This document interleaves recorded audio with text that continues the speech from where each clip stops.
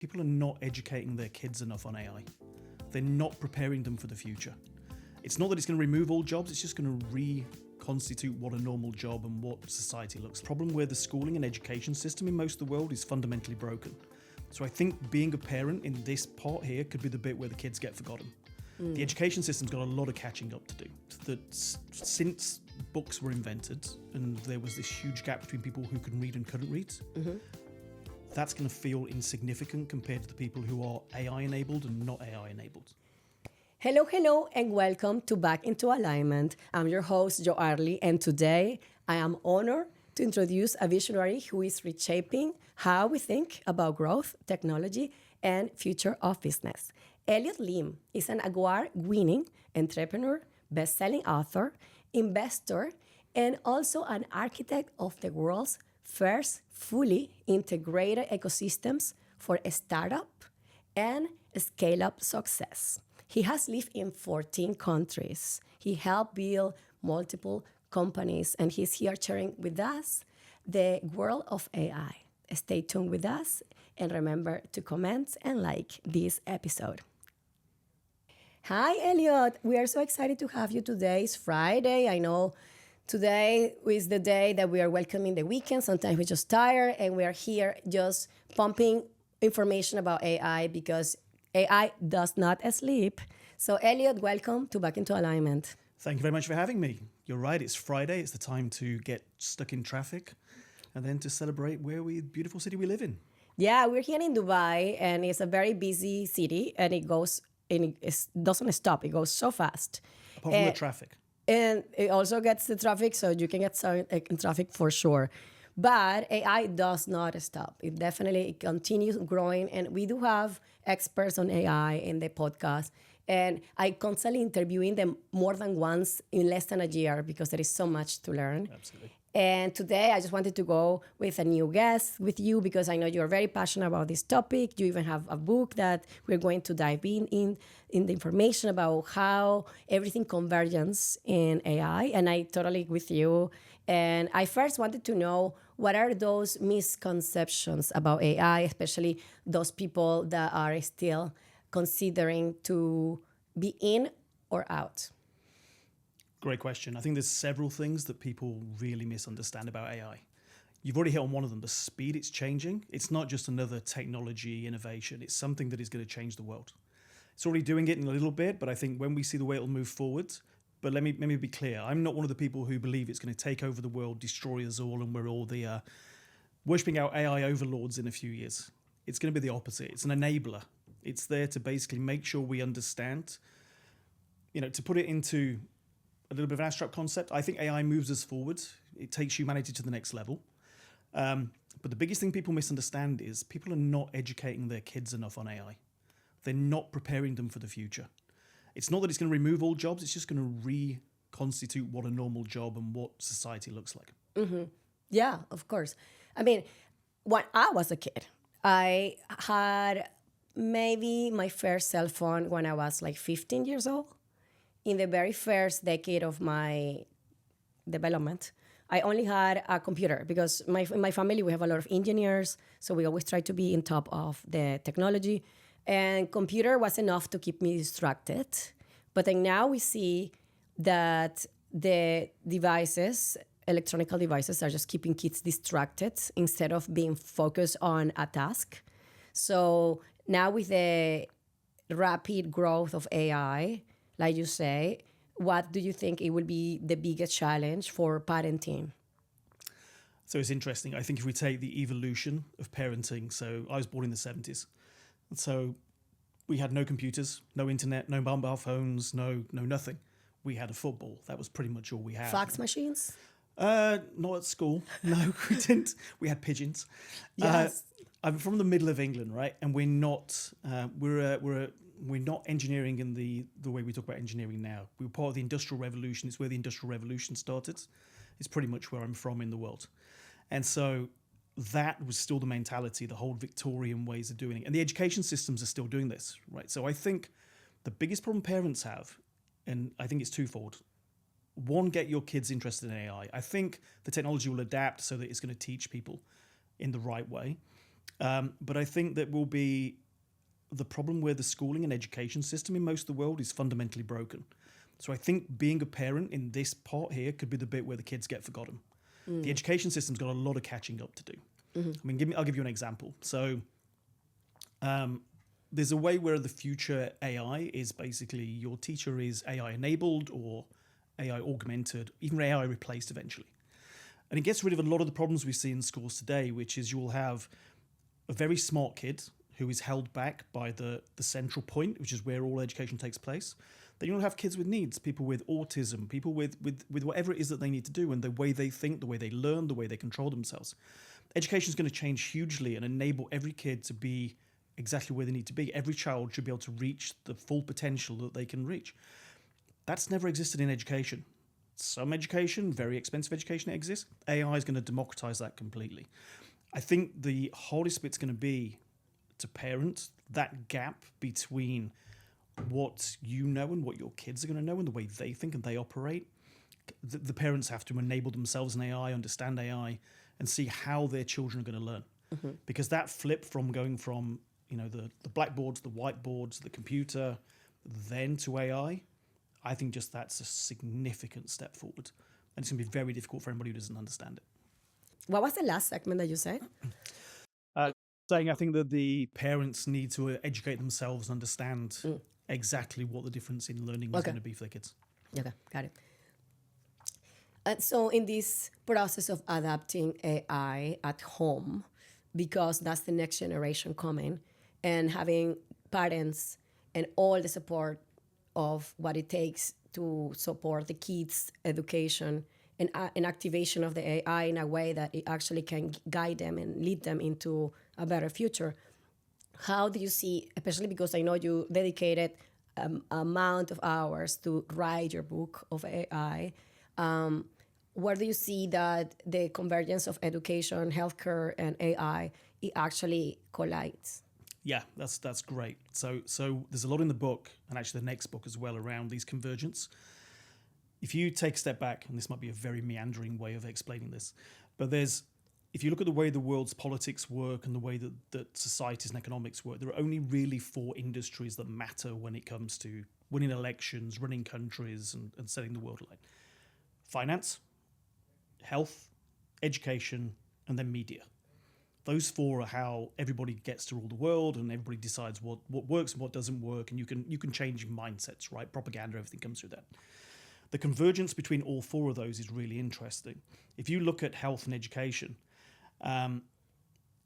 it's quite a simple one when you come to how do people get their primary health, how do you enable them. I wear my Whoop strap, everybody's got trackers at the moment. You look at how do you give that data every day, and it tells me what is it that I need to do. How can I spot things that are going to go wrong? How can I spot things that I can improve on, and where do I change? But I think it's really interesting when you look at mental health education. That's where it can get really interesting. And one thing I think we've got to really look out for, coming back to the parent point, there's going to be, I predict that since books were invented and there was this huge gap between people who can read and couldn't read, that's going to feel insignificant compared to the people who are AI enabled and not AI enabled. That is a huge, huge gap that they've got to be aware of. And so that education on the AI enablement, because the utopian dystopian future, you need to understand the mental health that people are using. There's some examples already where mental health is benefiting huge from AI. If we'd been friends for a long time, there's still probably a lot of things I wouldn't talk to you about. I wouldn't talk to my best friend about certain things, where it could be financials, could be health, could be anything. I will talk to ChatGPT. I will ask it questions. ChatGPT becomes everybody's best friend. Now, there's risks in that from a social welfare type point of view, but we have to make sure that we enable everybody moving forwards. And so as an example of education versus health versus finance, there could be a future where I could work. So my AI may tell me, my AI digital twin may tell me that it makes sense for me to take a course so I can go and earn more money in my job. Okay, perfect. If I spend 5,000, I can earn extra 10,000 a year. Perfect. That sounds a good thing to do. But then we start taking the course, and the AI also knows from my health statistics It starts looking at not just my finances, not just my education. It looks at my health and says, I'm under stress when I do certain jobs. And if this is going to earn me more money, should I really be doing it? Is it good for me? And so there's that triumvirate, that checkpoint of the convergence across the three that says, you can make more money, but you're risking your life. Okay. AI gets to a point where it can say, you can make X amount of money or you can live longer. What do you choose? That's where AI becomes really interesting. So basically, you see more of the convergence creating an assistant that can actually see the big picture in different arenas. So here you have the department on finances. This is the series of actions that you could do in order to get you there. But in the same journey, we're also going to evaluate your parameters for health, for mental health, for physical health. Exactly, and so this is where I think a lot of what I cover in the book is about what happens when all this comes to fruition. Because I think we're already on the road, and I think you can draw a straight line between where we are today and the AI digital twin that's going to wake up with me in the morning and wake me up at the right time. Look, I already have haptic alarm on here that wakes me up. I can wear a continuous glucose monitor that tells me what I need to eat, what I should eat, how my body's going to deal with it. There's a lot of data algorithms that can come out now and see what's good for me, what's bad for me, and how I should live my life. I measure my stress levels. I can measure when I'm excited by something, when I'm disappointed with something. Emotions can be measured. Yeah. So you can draw the straight lines. The technology is there today. It just all amasses and becomes more powerful. But what happens as humans? So I started off writing the book just about AI and about how does it get technology, how do we make more money? It was about business because that's where I'm from. Okay. Yeah. But when I started looking about the impact on humanity and society, that's when it became scary and more interesting.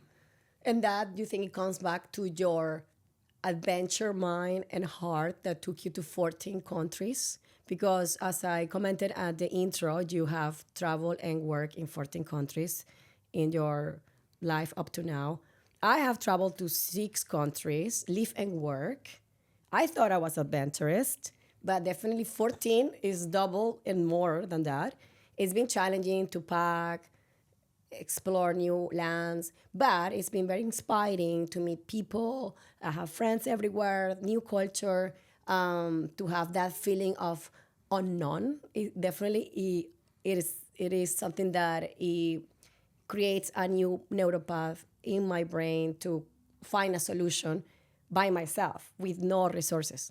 So it's like kind of a puzzle that I have to resolve. So I'm wondering for you, do you find that having that background on traveling to 14 countries and actually living in 14 countries, do you think this is a big part of why you wrote the book? Because you realize like AI, people are looking at AI at a one lens, but it's a very complex lens. And do you find that traveling allow you to see the whole picture of where we're going with AI? Yeah, it's a really interesting question. So I think, look, 6 countries to 14 countries, actually not a lot of difference. You just can't list all 14 because you always forget one.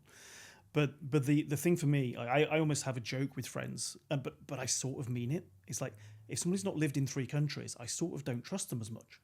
Because I think it changed me instantly. The moment I started living in different cultures with different people, you realize everything you grow up knowing, 99% of it is incorrect. It's wrong. The way we all take on our parents. You talked about parenting right earlier, about how we education. Give them that freedom of how do things evolve in the future and how global do we become and how small the world becomes. For me, the 14 countries has made me more hungry to travel more, because the more countries I've lived in, and I think some people would argue with this, I'm not going to say I've become a better human. I've become a more interesting human. And it's made me more curious about why do things work different. And so with AI, like my background, I was very lucky that, like I say, from the middle of England, mining town, I was exactly the right time. We didn't have computers, but when I went to university, I did computer science, software engineering. Yeah. And it was just perfect timing to be at the forefront of all that. Yeah. And the most interesting that's happened in technology since I've been using technology in computers is AI. Yes. And in terms of the convergence in this podcast, Back into Alignment, it actually was created as a way for myself, my journey, to come back into alignment, because there is always a point that if you notice that you're losing the direction of what makes you happy and your brings a sparkle to feel joy, then it's okay to come back into alignment. And every guest that I have in this podcast, we always share what is to coming back into alignment. For me, is to come back to my 3F, which is fun. I have to have fun. Always like, am I going to have fun? Because if I'm not having fun, I'm not there. Absolutely. And number 2 is fitness. I love to be mentally fit, emotionally fit, and physically fit. I just want to feel at my best, which it takes time to come back into alignment and see what actually suits you right now, because it may not be working what's working last decade. And then the last one is financial freedom, because no matter what, how much knowledge you have about your health and other aspects, at the end, financial freedom is fundamental for us. It goes in the convergence. So I wanted to know for you, in the process of writing this book, how was for you to write the book and at the same time work simultaneously in AI? And what was the biggest convergence that you noticed that people are actually ignoring beyond the parenting? Is there a particular point that you say, I wish people can see this because it's going to change the world? So this interesting thing you just said there, which is fitness, fun, and finance, right? Financial freedom. Financial freedom, right? 100%. Financial freedom gives you the ability to work anywhere you want, do whatever you want, and live your own life. You have to have fun in everything you do. Fitness, for me, is a huge one that people are missing. Okay. Look, if I'd not lived in 14 countries, there's no way I would have done a lot of the things I've done. Right? I think, again, coming back to that point of how it drives you. So you wouldn't know looking at me now, but I've done 3 full Ironman, and I've been quite fit in my time. I've done martial arts, lost them all at the moment, but it's a cyclical thing, right? Mm-hmm. But what I do a lot of is I do a lot of biohacking. I meditate every day. I do an ice bath every day. I'm in oxygen chambers doing hyperbaric. I'm doing all the things that I want to do. Fortunately, I live in Dubai, where that's actually much easier to get hold of, and I'm always open to do something new. I think what a lot of people miss is listening to their bodies. So people don't listen to what their bodies tell them. They don't really understand themselves physically and mentally. Okay. And I think the financial freedom and the fun actually are a huge thing around mental health. Yeah. And I think if you can somehow digitize that and use AI to tell you and educate you, because education is not just for kids, right? Education is a lifelong experience. Mm-hmm. And so if you can use AI to educate people, to take them to that next level and understand around that convergence of, I'll just take the 3 things you said. You can paint this 1,000 ways. Why do I get out of bed in the morning? Am I having fun? Am I financially free? Am I fit? And it all links together. Because actually, if you lose one of those, you probably lose all 3. Yeah, it's just a trifecta. You gotta work on all. That's why the podcast of Back into Alignment is always a reminder to all of us to slow down and to avoid burnout. So I wanted to know in the way of you, because I see a lot of people working in tech, especially like I have my brothers, I have so many people around me that are into tech. Tech employees have the biggest rate on obesity, on mental health issues like depression, back pain because the sedentarism. And I wanted to share to the audience that are listening about burnout, especially for those that are active in the computer. Yep. What would you say would be the number one habit for the fitness that it works for you, especially you that work in tech? I was going to say it works differently for everybody, right? Yes. For me, meditation was a huge thing. Yes, that's my number one.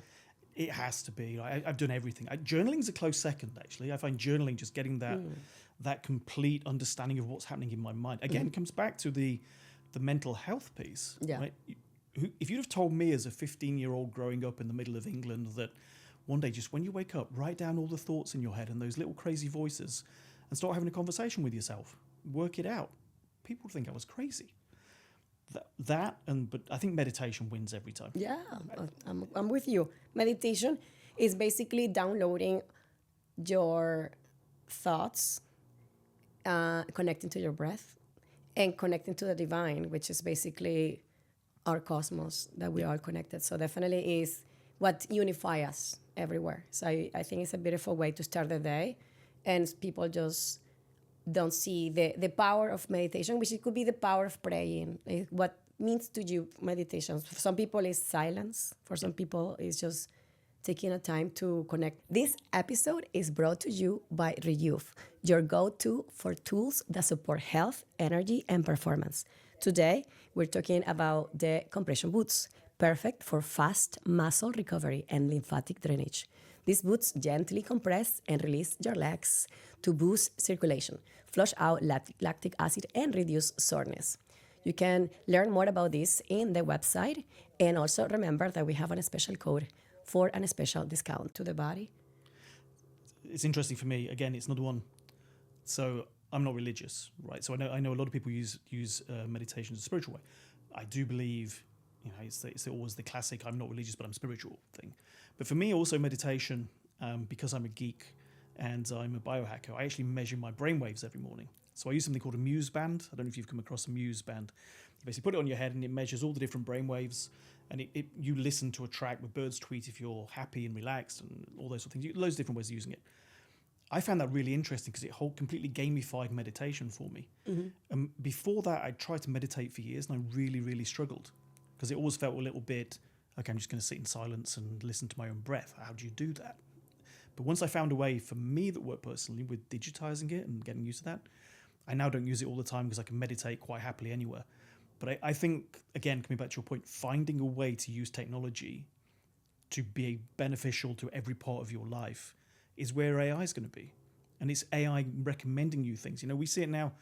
I mean, my Instagram and my Amazon give me the most ridiculous things I should buy. But actually, for me, they're very interesting. Most people think I was crazy. They never look at them. As life goes on and as AI develops, it's going to tell us in every moment, in every heartbeat. There are many like AI-enabled glasses now. There are AI-enabled everything that's telling me little different bits and pieces. I think the technology is never going to be the problem. It's how we adapt. And I think it's mentally how we adapt, not how we adapt in any other way. Yeah, it's also how we analyze it and how can we integrate it to take action, because the data could be there, but how can I integrate the data to take an action plan? Yeah. And that is sustainable. Absolutely. Because we're all looking for the magic pill that give you the instant gratification, but the what about later? That's what I tell people. It's not about making a change for a particular event. It's actually sustain it. It's interesting as well because, the whole concept of you are the people you surround yourself with. So the 5 nearest people to you are who you become. Very true, I think. And I think as I've traveled a lot, I've learnt to reinvent myself and remove. And that's another thing it brings you, which nobody really talks about. The fact of living in different countries, in a very chaotic way, you get to throw away your old life and start again. Sometimes it's not a running from anything, or maybe it is sometimes, but it's about what have I learned? What do I need in my life? How do I become a better person? How do I drive something differently? And I think another thing that AI is going to enable, and I think the whole society piece around this, again, you start questioning, do countries really exist anymore? Do we have those barriers? The friends that I had as a child are just the friends that I happened to be born near. The religion that people have just happens to be where they're born. People would argue with this, and I know there's lots of things I don't want to get into. But there's a lot of things around fate, around what is your local geography and what is available to you. I could never be a basketball player when I was growing up in the middle of England because we didn't have basketball courts. But I think now that the world becomes a lot smaller. There's an old movie called Ready Player One where people emerge into this whole AI world.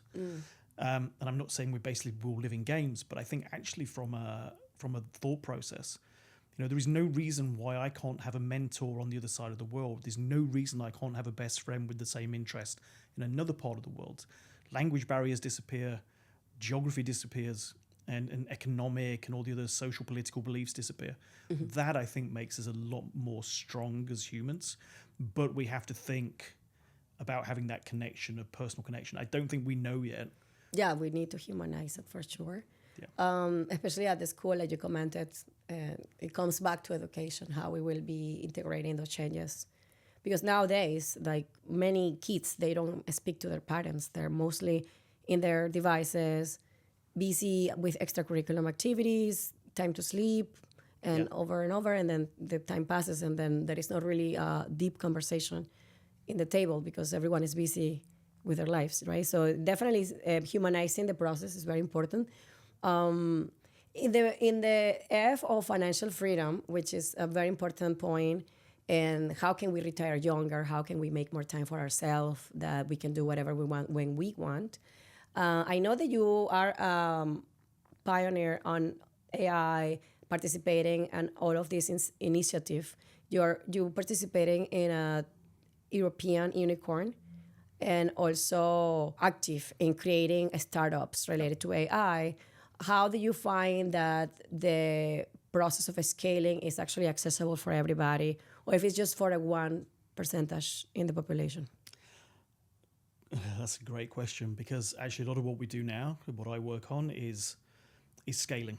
So my whole reason for existing, my why, is that 90% of startups and 75% of scale-ups fail. That's not because of a bad idea. That's not because of anything other than the system's broken. And this is where AI can really help. So I'll talk you through 3 of the startups that we're actually building at the minute. We have something called Cuba, which is an AI co-founder. So if you have an idea for a business, you work with Cuba. Cuba sits next to you. Cuba has the knowledge of how to build a unicorn. Okay, it's not going to be perfect. It takes time to get there, but as it learns, and it's better than having a friend sit next to you, right? Okay. Most businesses just start with 2 friends getting together, and that's great. But actually coming with a different dynamic is always So useful. this Cuber is just receiving potential ideas and then segmenting them, creating solutions, or what exactly is Cuber doing? It would be the equivalent of me sitting here with you and saying, hey, look, I've got an idea for a business. What do you think to this? And you turn around to me and saying, no, Elliott, you're an idiot. That will never work. Or have you thought about this? Yeah. And then we can develop the conversation. And this is fed by OpenAI? So this is fed by our own generic LLMs that we built internally. Okay. And we've got a data model. So I developed a data model about 12 years ago that predicts the outcome of companies for growth. Okay. Fintech works, health tech, ed tech, eco tech. We're moving into a few others. Yeah. So this is Cuber. And this one is focused on a particular industry, or it could be for any Can be for anything, mostly tech, the way we built it at the moment. But there's no reason it can't be adopted into other industries. And you commented you have other 2 startups? Yep. So we have one called Sales OS, which is, I don't know if you've ever used CRMs. Of course. Right. I'm a real estate agent by day, so definitely CRM is my bread and butter for sure. So when you use a CRM, there are 2 problems with the CRM mostly, which is, one is, if you look at the statistics, salespeople spend 65% of their time doing admin, not actually selling. So that's a CRM problem. The other one you've got is the forecasting to actually understand why you could win. And this is because enablement takes place in a classroom and people don't listen and all sorts of things. We've removed the 65% admin overheads, and we increase revenue by 10%. Again, this is in tech, but funny enough, we're doing a property version at the moment. We're doing a real estate version. So this is basically you guys are trying to reduce the friction on admin of the leads coming in, and then dedicating more focus on booking calls and the conversations, which is what brings the sales. Correct. And also when the AI is in the call with you, but not in the way that it shows today. You know, where it's like your thing is sitting there, people can see it and they ask permission. Your AI sits with you. It's an AI that sits next to you. Okay. And it's on your phone. I've got it on my phone at the moment. It will sit in a meeting. And at the end of the meeting, I'll sort of sit there and the AI will say to me, if you ask this, there's a better chance of closing this deal. And this is using like a psychology of sales, or what kind of? Psychology of sales, proven sales models, but for each individual business, or sort of domain, so for every silo, we have a proven model that says, if you look at the most successful companies that have closed the most deals, this is why they're different. And so we study the psychology of selling, but also the psychology of a particular business. And then we can say, even within your company, if you've got a huge company with 300 salespeople, we know why a deal gets closed. We know why a deal gets lost. Okay. We know which competitor buys it. We know the pricing position.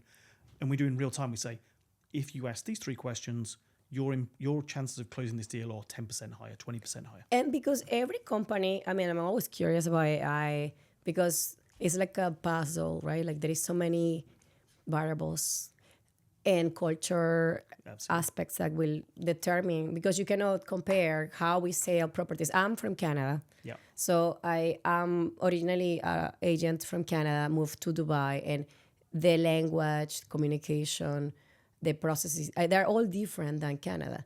Yeah. So I could not use an AI from Canada and translate the same in Dubai. So do you have a particular geographic learning system? So actually it could generate a more specific result. So we built this out of one of the unicorns that we built in Europe. Okay. But it was European unicorn, but it was trading in 47 countries. And so we've trained it on how do people in each country buy. So you do it on how the people buy rather than how you sell to them. And then we can see exactly what are the buying signals, the selling signals. And because we're building the data model, we can see exactly based on the other people in that company, the other people in the country and everywhere else, what is it you need to do? How do you get there? Look, it takes time to train. The thing with AI is it does take time to train it. But from day one, you remove the 65% admin overhead. So this thing's automation. You don't have to worry about it anymore. And it also scores itself, what we call a cubed score. It'll say, I'm 50% accurate in what I can give you at the moment, 70%, 80% as it learns. Yeah. But you're right, every geography is different. We've worked with behavioral psychologists as well, because every demographic's different. There's a lot in there. Everyone comes with a different trauma. Correct. Every society, it's actually psychology is a big part of sales. So you will have to integrate psychology on every aspect of it.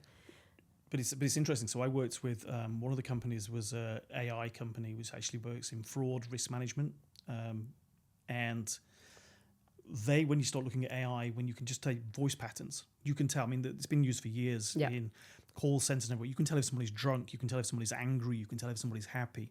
Yeah. You can just listen to speech patterns, and the AI can say to you, "This person was quite happy when you said that. They were angry when you said that." And again, you can take those messages and remove all the noise, and then you can actually see a future movement for it. 100%. I'm Latina, so I have an accent. I try to replicate my voice. Impossible. AI cannot do it because there is only one Joa, which I love it. There is not an AI clone for me, which I love. But it'll just start being Latina. It'll just start assuming you're angry and then work its way back, right? Oh, okay. There you go. Well, there is so much to learn. Because we are going to go just into the book, and my very first question about the book, by the way, is called Building the Future. And it is about the convergence on AI for the last 100 years that is reshaping business, society, and humanity, which we've been talking a lot about it. Which chapter did you find that was the most insightful for you? So interestingly, when I was writing it, anybody who's written a book knows that when you write a book, the hardest bit is stopping writing the book, because you then go back and you want to improve it and you want to do different things. And the first thing I did was I wrote the first 5 chapters, and then I had the idea of a day in the life. When those 5 things have happened, what happens? What does it look like? We wake up in the morning. What's the impact? I think writing those was really interesting for me, because I wrote the day in the life, and then I actually said to AI, build a dystopian and utopian version of this life. How does it look, and how do we see the divides in society? So for me, the most interesting were actually the ones where I turned AI back to AI to tell me what the impact was. And that became really interesting. But I think the hardest to write is when you get into some deep topics towards the end. So the society and humanity issues, because you then have to start questioning, and this is where it gets very difficult around philosophy. You have to start questioning, does religion change due to AI? And when you start looking at those sort of things, will there be new religions? Will there be a different conversation to be had? And you have to obviously tread very carefully on these things. Yeah. But there's so many things that you start going down and down and down. The book could have been 5 times as long as it is. I had to sort of stop myself from going down the rabbit holes. I mean, the religion is very controversial. And I feel like this is something that it comes back into the humanity and how we are connecting the AI in our daily basis, and also how much power we give into AI. So at the end, it's all about parenting and reintegrating the values and critical thinking on every aspect of it. So at the end, like you say, we need to enable human to be able to use AI in a way that it will make their life easier and better. And I know a lot of people are writing books with AI, which anyone now can write a book in a matter of 5 minutes. But I believe like you can sense when it's going to be written by yourself, because you have your own way of being, and people know who you are. So I feel like it's important to come back into humanizing more of the task that we're doing. I love all the topics that we have shared. I think we can talk for days, especially the connection on parenting, the connection on healthcare, mental health, the development of communities. And actually, we're going to have a guest talking about sustainability. How can we actually activate AI and sustainability together? As we are heading into the wrap up of our episode today, I wanted to know if you can share with our audience AI tool that you find that it will be the leading AI tool for 2026. That is a hard question to answer because we probably don't know what they are yet. So my one advice with AI for everybody would be, and I put this for myself and for everybody else, if anybody says they know AI and they can predict what's going to happen, we may have better ideas because we work in the industry, but it changes so quick. You stated at the start, right, that AI, I think you said before we even started recording that you've interviewed people 4 times who are AI experts, right? Because it changes. It changes so quickly. And whatever I say now is going to change in 6 weeks. That's just the way these things go. If there's a couple of tools that I find useful every day, there's one that's called Granola, which is phenomenal. And this is Granola. Okay. It's very much like I use it in every meeting. So it records the meeting, it interprets it, it keeps the notes. For me, it's removed anything. I don't need to write anything down. I don't need to type anything up. I can interact with it. I can ask it questions. And it's brilliant because I will say to Granola, I'll say, hey, look, I went and did a podcast 3 months ago in Dubai somewhere. What was that all about? Who did I speak to? Why did I do it? And it will explain it to me. And it will then, if you take it to the next level, will then say to me, oh, and here's what's happening now. Okay. Here's how the latest podcast is working. So this is like your companion. It's your companion. And I think it's the nearest we have to a good companion at the moment. Mm-hmm. And then or just the automation tasks. There's one called Manus AI. It's one of the many that are out there that can a productivity tool. So Manus AI, I will quite often, if I want to give my team something, my marketing team something to build, I was going to Manus and I'll type some things like, because it gets to know me as well, it knows my style, say, I need to do a 5-slide presentation for a sales next week, blah, blah, blah, blah, blah. I need to get this, and this point across. It will build 5 slides, and then I will give them to my marketing department who will put them onto our brand. It can also do the brand as well, but I found at the moment they're not quite there. Yeah. Just my productivity, I don't need to sit there with a book and draw it anymore or build PowerPoint or explain to somebody. I find that it's much better at understanding those basic concepts than giving them somebody and saying, this is what he's trying to say. Mm-hmm. Yeah, just to simplify the process. Exactly.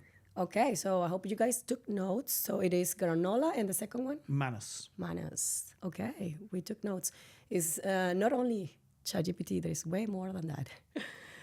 Thank you so much, Elliott, for the insights that you brought into our podcast. I hope you guys enjoy it. I really would love to see those comments and likes and subscriptions to our podcast. And remember that there is always a moment to come back into alignment. Thanks.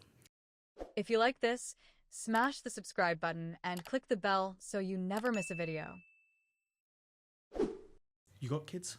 No, I don't. But my mission, it was download in a meditation. I was in India and I got a meditation. And it was about this leadership school that is called Big Leaders School. It was a download of 30 minutes. And it was very profound moment because I have done a lot of work and that was something else. So I feel like part of the mission is to create a leadership school. And now that you're talking about AI, I feel like at that moment AI was just like very immature. I think now that you're saying this, it could go the next level. So I will connect you because I know this podcast is a part of that. I'm talking to people like you all the time. So I'm asking questions. I'm doing my own ChatGPT data. So I feel like I will connect you with some people that are into that because even Dr. Khan is also working about AI in healthcare. So I feel like it is interesting because that mission that I have about the Big Leaders School is about leadership for kids. It comes down to implementing systems that will actually simplify the whole growth. Eventually, I want to start in Venezuela. I'm from Venezuela. There is 50% of malnutrition in Venezuela for kids. there is a very poor leadership happening, but there is also people like me from Venezuela that want to do something specific.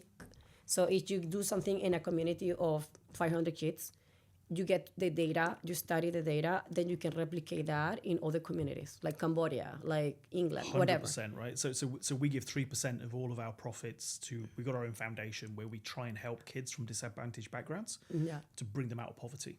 Okay. Because that's the key for all of this. Yeah, so at the end, like my friend is doing work with the government, creating these systems to understand the skills of kids through assessments and testing before you place them into activities. It's like, look, your kid has some deficiency on this or has some strength on this. Then you create a whole curriculum that is designed to strengthen their skills towards a project. Because kids, when I'm a teacher, my degree is in education. So like kids are better working on two ways: social interaction, because they're all about making friends, and projects, because it's a goal. There is a specific goal. So this is something that AI can come in to create the system, agile kind of thing, to agile, like create it more towards like sprints. So I have, it's a massive passion of mine because I have two nieces. Look, they live where I'm from. My sister's never really left. So we have very different lives. Yeah. And so I have two nieces, and they're both autistic, and both had to end up being homeschooled because the community they're in it's just so dysfunctional, soul destroying, and it's dysfunctional. They got bullied, and there's the horrible things that come with it. That is not even work for the regular kids. Imagine for kids that have they need some kids of determination. Yeah, exactly. Yeah, exactly. No, totally. Actually, I was talking to Dr. Khan about the use of stem cell therapy for autism. Yeah. He has a particular method that is only for autism. And then you don't have to be a father or mother to have a desire to create a system to improve the kids. So like, same, I love the idea. I'm looking forward to connect. I connect because the thing is, like, as soon as I connect with somebody, I can see some convergence with other people. So I'm looking forward. That's amazing. Thank you.